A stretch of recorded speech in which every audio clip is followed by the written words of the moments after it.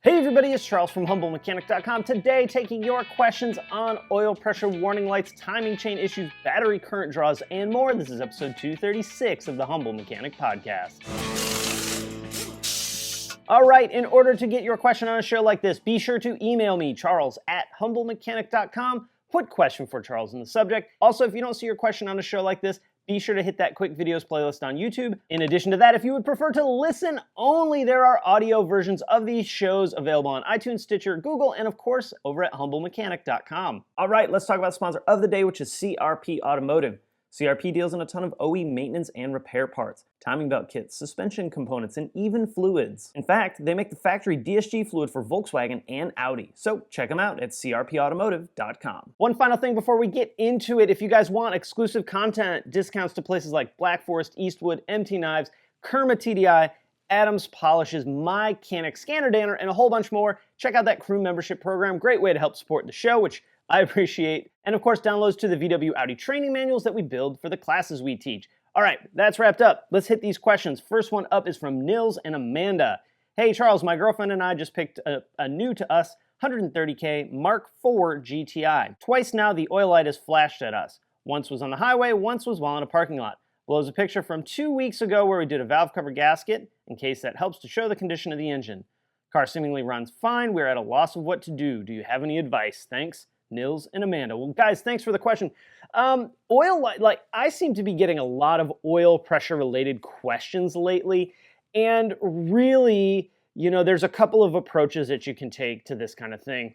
There's the by the book way, I need to know diagnosis. And that's hooking up a manual oil pressure gauge, taking the oil pressure switch out, twisting the little fitting in, and monitoring actual, on an analog gauge, or if it's digital, that's fine too, but monitoring the actual pressure where the same location is that the car monitors it. This is really the best way to know for sure whether your oil pressure is good or whether it's not, depending on what kind of car you have. The specs can be all over the place. Some cars even have variable oil pressures. That'll be something you want to pay attention to as well. On the VR6 that they sent over, that's kind of tricky to get to because it's up on top of the oil filter housing. There's a lot of other stuff, right, buried around that component, so it can be challenging to get to. There's another option, and this isn't going to tell you what your oil pressure is. It's going to give you kind of an idea of condition, though. And what we would do on these cars where it was really difficult to actually get to the oil pressure switch, the new 2 liters are super easy. It's right by the filter, 4 seconds and you can have it off.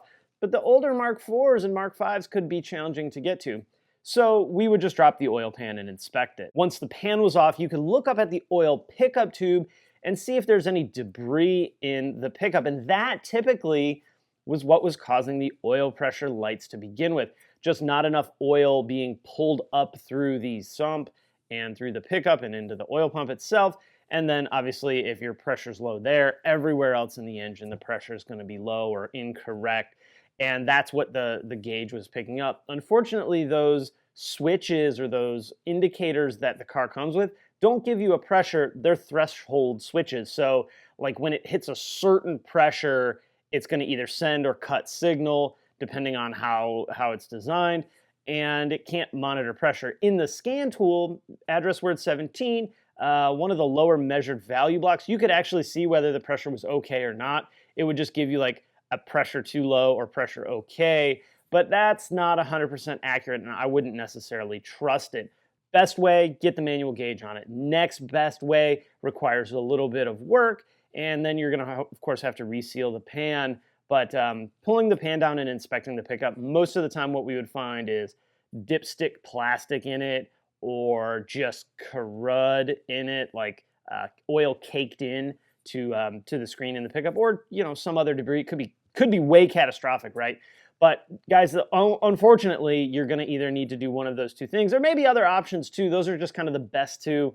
Number one being the gauge, number two pulling the pan for inspection. The top end actually doesn't look that bad. Nothing horrible that I could see, at least from the picture anyways. Start by pulling the pan. I know it's a bit of work and kind of sucks doing on jack stands in the driveway, but that's going to give you a good idea of what's going on in the bottom end, because what's going on in the bottom end does affect everything else up top. All right, next up is from Jaden. A lot of Mark IV stuff. I'm trying to diagnose why my Mark IV Jetta 2-liter keeps draining the battery. Watch one of your old videos pulling the alternator off, and it had 2 wires, while my car only has 1. Could this be the reason the battery is not being replenished while running? Love the show. Jaden. Okay, so your alternator should have 2 connections on it. If it doesn't, then yeah, you're probably not going to be charging. The main battery cable, so the big, thick, fat cable that's bolted on with that 13mm nut, and then an electrical connector, just a plain old plug. There could be 1 wire or 2, depending on what generation car it is. You need to make sure that's all there. Next, what we need to do is we need to start at the vehicle battery. Is your vehicle battery good?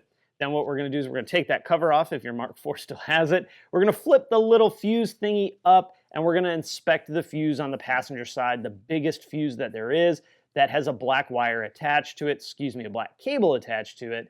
That's the alternator fuse, so you need to inspect that, make sure the fuse isn't blown.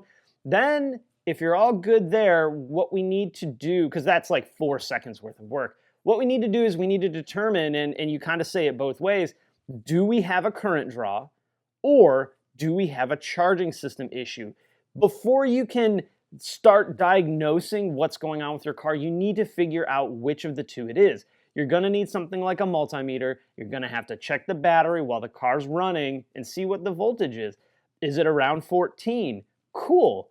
Is it around 14 with everything loaded? No, that'll never probably be the case. But does it drop to like 11.5 when you turn the air conditioner on, the heated seats on, the high beams on, the hazards on? Does it drop that low? I don't know. These are all things that you're going to have to find out. If we don't figure that out, we're going to be chasing both, and that's just a big nightmare. Plus, I really hate seeing people chase current draws, which means something's draining the battery with the car off, instead of making sure first the charging system is good, everything working properly with the car on and running. If you find your charging voltage is low, next we need to do volt drops. Cable to post, cable across the fuse, and then terminal on the battery, positive terminal on the battery, to the connection at the alternator. Those should all be relatively low, less than about 0.3 volts. If you have more than that, like half a volt, what we need to do is we need to shut the hood, let the car really, really heat soak, because these problems usually get worse when it's hot, and then try it again, right? And see, is your readings different or is it much, much worse? Usually the longer you drive, the hotter the car, the worse those volt drops become. And you may need an alternator, right? Do the ground side too, volt drop the ground side, because I've seen ground issues there as well.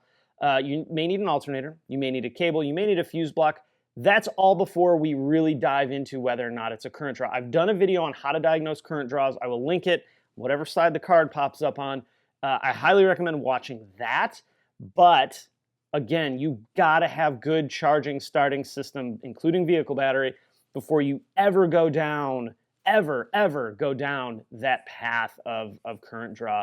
More times than anything, the charging system is the problem, not that you have a current draw. That being said, you may have a current draw, and we want to look at the radio, we want to look at the amplifier, make sure the glove box light is turning off, make sure all the door lights are turning off, the dome light, everything needs to be off on the car, and everything unplugged from the 12-volt outlet too. Those are like the simple, low-hanging fruit things to check. I really need to do a video on how to do volt drop tests, because I talk about it a lot, and I think a lot of you guys aren't really 100% sure what you need to do and why you need to do it this way versus maybe checking resistance or something.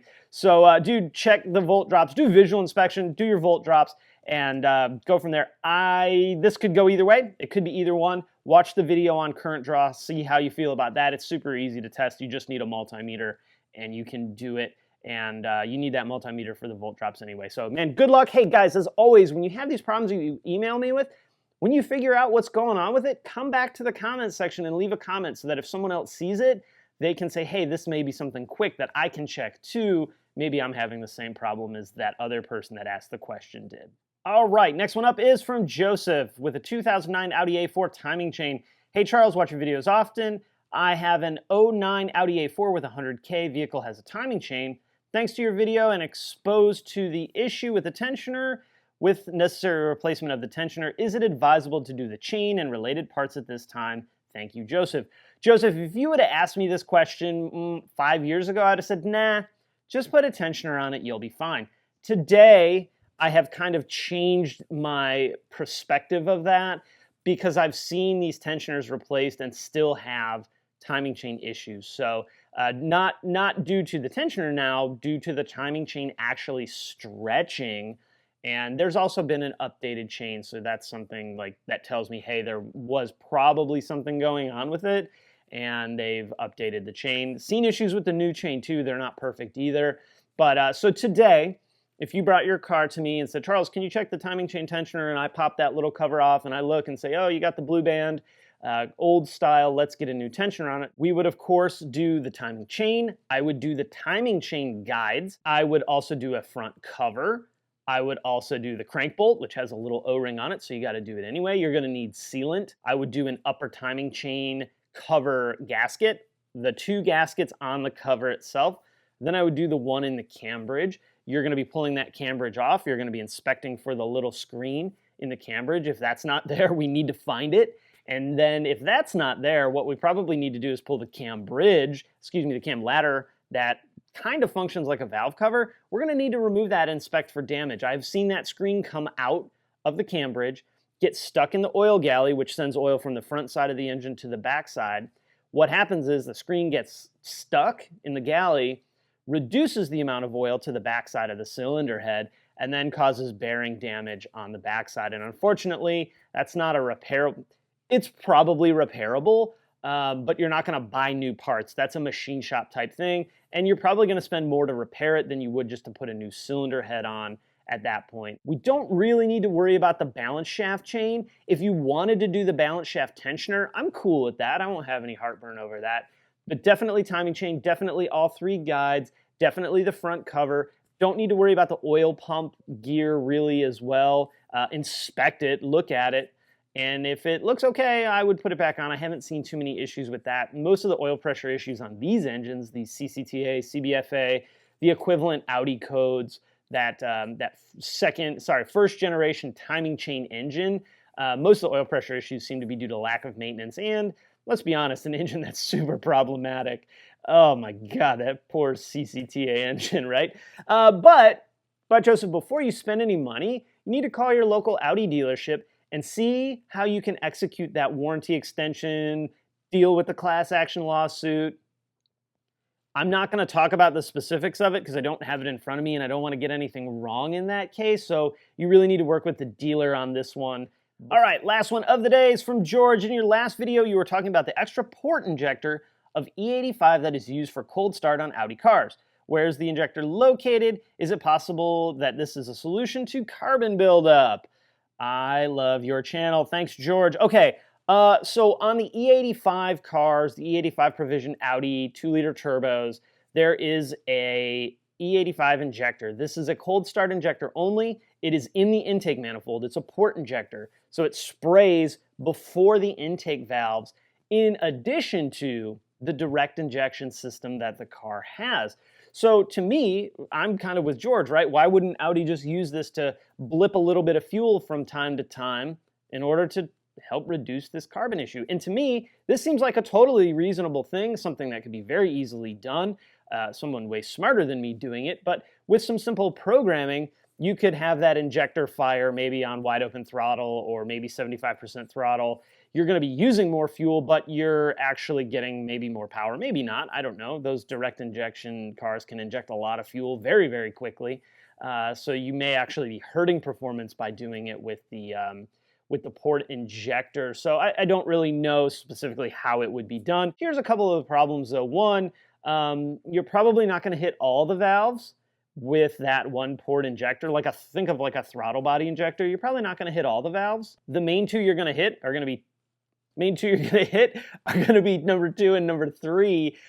So those will probably get cleaner than 1 and 4. It's not going to be, I don't think, a complete solution to this issue, but it very well may help. George, you mentioned your car is tuned. This is something I would talk to the tuner about. You know, maybe APR, maybe Unitronic has looked into this and tried it, and it just flat out doesn't work. Maybe there's not a way to truly activate that injector during anything above a certain temperature. There may be safety protocols in place that prevent you to do that. I really don't know the specifics of why it doesn't do that, other than, maybe Audi didn't think it needed it at the time. But boy, doesn't that sound like a reasonable pretty darn good solution to just drop an injector in there and blip that every now and again to help clean that carbon off the backs of the valves. So if you guys know, if anybody's doing that, if any tuning company is doing that, maybe it's Ian, maybe it's Unitronic, maybe it's somebody else I don't know about, drop that down in the comments and let us know. Maybe there's a European company doing it that's figured it out and can share some info with the US. Maybe this is way more work and way more programming than it actually is worth. Maybe it doesn't help at all anyway. I don't know. There's a lot that comes into play in this. To me, a tune should be able to do that no problem, but that is territory for someone much smarter than I am on the actual computer-atronics of the ECM and engine management. So George, great question. Again, if anybody knows for sure, drop that down in the comments. All right, guys, I'm gonna wrap it up there. Questions, comments, drop them down below if you like the video. Thumbs up, always appreciate that. Don't forget to subscribe. Don't forget to check out the Crew membership program. You can also follow me on all social platforms. I'm around at HumbleMechanic, oddly enough. Guys, thank you so much for watching, or thank you so much for listening, and I will see you next time.